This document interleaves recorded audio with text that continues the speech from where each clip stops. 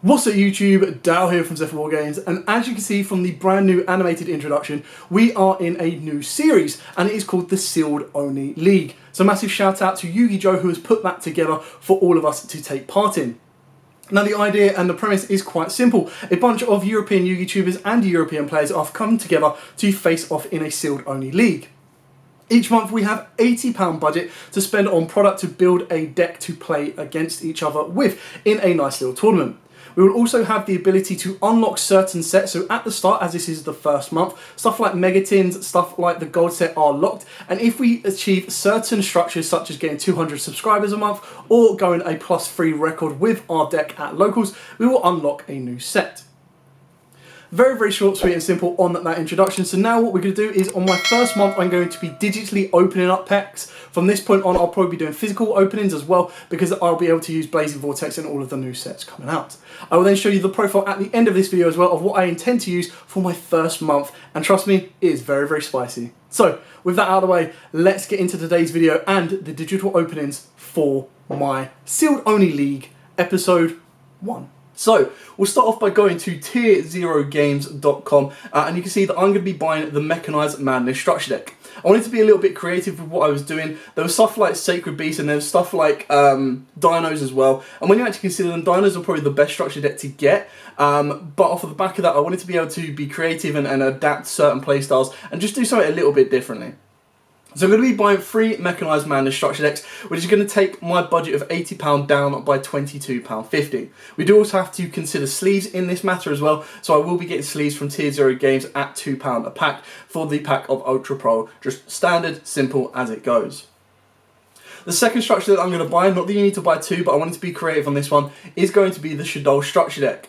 Now unfortunately Tier 0 is sold out, so I do have to go to eBay on that one, and on eBay I can find a decent structure deck for £8.97 and I'll be purchasing 2 of those. Now ultimately I can make a deck using both of these, so I'm not going to spend my entire budget as of right now on everything I need, but I will be opening some booster packs because the booster packs I need to open or would like to open will be coming from Genesis Impact. With Genesis Impact I'm just ideally looking for some middle ground cards that I'm going to need and use. So in order to digitally open your packs, you want to go to db.ygoprodec.com/pack-open. Now from here, you're able to open up digitally any Yu-Gi-Oh! TCG pack, all the way down from the original core sets to Genesis Impact to the TCG boosters pre-2016, alongside reprint packs, promo packs, absolutely everything. So this is the idea that you're able to digitally draft a DevPro deck. Now obviously we're going to be going for the Genesis Impact, and in order to make Genesis Impact fair, we've got to find the price of Genesis Impact boosters. So, now to be honest, I don't want to be going overboard with this, but they should rightfully so be about £3.29. When you look at other booster packs, they can be madness. Like I was looking at Eternity Code the other day and they're like £4.25 a pack. I was like, no, my budget is too expensive.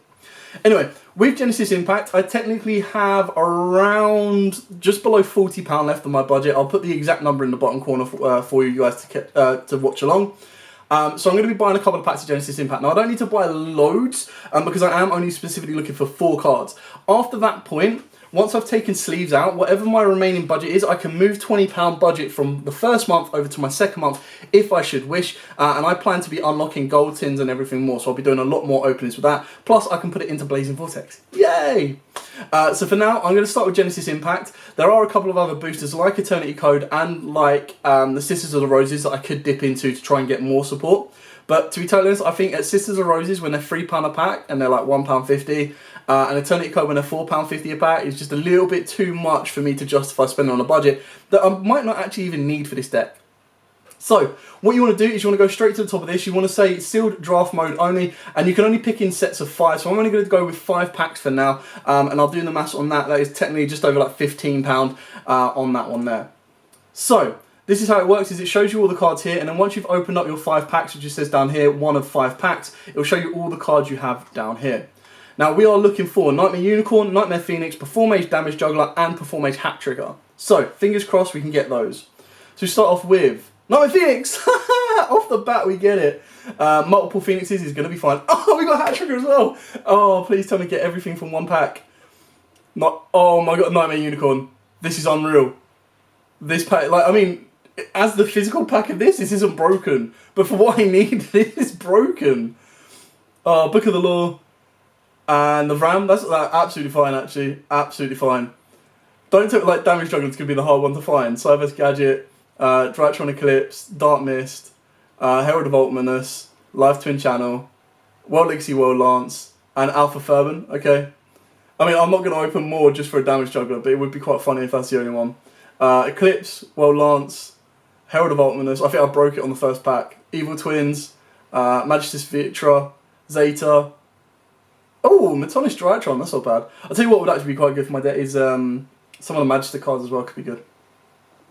Live Twin Present, Gadget, World Lance, Quicoitus, Majesty's Invocation, that's kind of cool actually.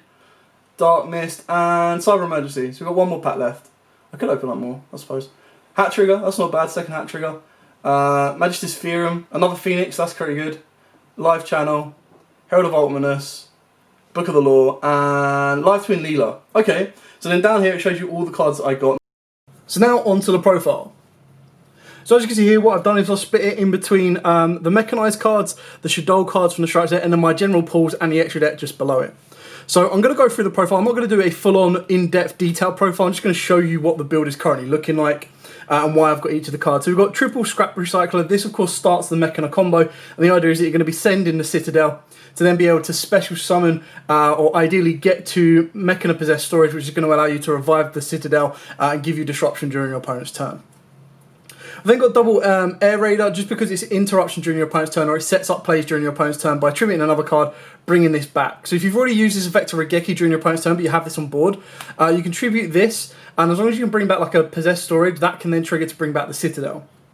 And they've got the one Irradiator to help with that combo alongside a Fortress, just for kind of maintaining a bit of board presence. Now, obviously the main boss monsters are coming from the Mechanas, from the main deck, and then of course the Shaddoll cards are coming from the extra deck.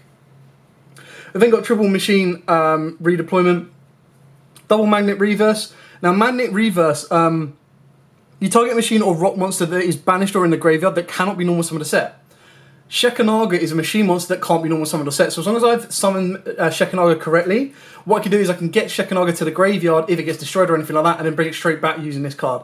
So that is why I think this is better, because it's a quick play spell that gives me a little bit more of an edge in comparison to back to the front.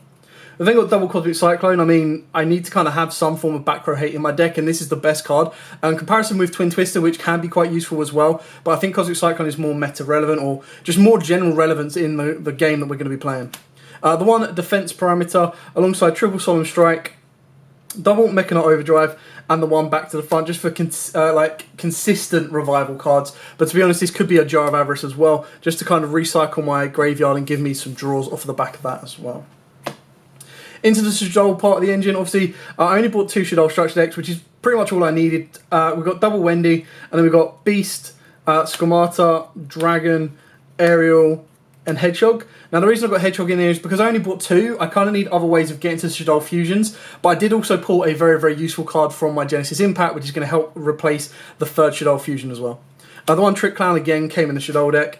We've then got, obviously, double Shaddoll fusion, double El Shaddoll, one Foolish Burial, and the one Resh Shaddoll. Now, as you can see, I'm really using this engine as one of the Shaddoll cards will be the fusion fodder to get into the Shekanaga and get into the Construct and the Winder and stuff like that. And then the other one is going to be discard fodder off of the Shekanaga from the hand in order to maintain that resource, which is why I haven't gone too heavy on the Shadolls, and which is why I only needed to buy 2. We then look at my general pulls before we get into the extra deck. Now, the only 2 cards I pulled that were of use to me from my Genesis Impact, apart from the Nightmare Unicorn Phoenix, was the Hat Trigger, 3 Special Summon and an Earth, and the Magister's Invocation, which is going to act as my 3rd version. Now, obviously, if I pulled any of the Magister's Veer, I could use that in the deck as well, because that can then search me out this Invocation. But this is basically taking the space of the 3rd Shaddoll fusion. Now, it doesn't do the job exactly the same, but it does allow me to use the abilities of getting Shekanaga just as easily and just as consistently as well. Then we move on to the extra deck. So the extra deck, again, I got the 2 Nightmare Phoenixes that I pulled from the Genesis Impact, which is absolutely fine. The 1 Nightmare Unicorn, and then the rest is all Shaddoll cards. Now, the Shaddoll cards I'm playing at one of is the 1 Grista and the 1 Anantelis. Now, obviously, this is going to be made with Aerial only, and this can only be made with a Nightmare Phoenix on the board. It's just the option of, because I've got space right now in the extra deck, of having it and not needing it, than needing it and not having it.